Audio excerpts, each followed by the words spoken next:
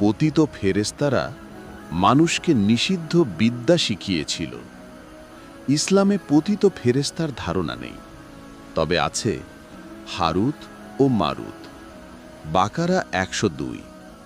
তারা জাদু শেখাতেন পরীক্ষা হিসেবে, অবাধ্যতা হিসেবে নয়, এবং বলতেন, আমরা পরীক্ষা, তুমি অবিশ্বাস করো না।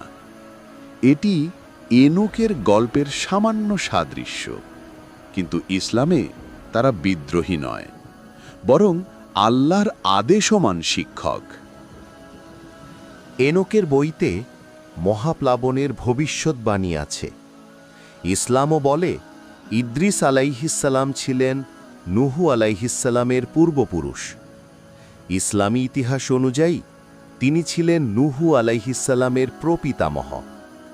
এই অংশে দুই বর্ণনার সামান্য মিল আছে, কিন্তু এনোকের বইতে রয়েছে পতিত ফেরেশতার বিচার, দৈত্যদের ধ্বংস, আকাশ যুদ্ধ, যা ইসলামে নেই।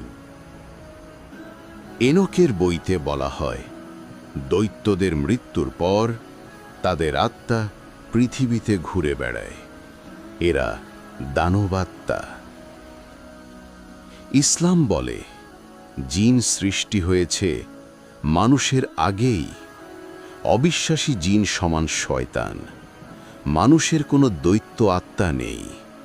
তবে আশ্চর্য বিষয় হল, এনোকের বইয়ের বিক্ষিপ্ত দানবাত্মার বর্ণনা অনেকটা জিনের আচরণের মতো।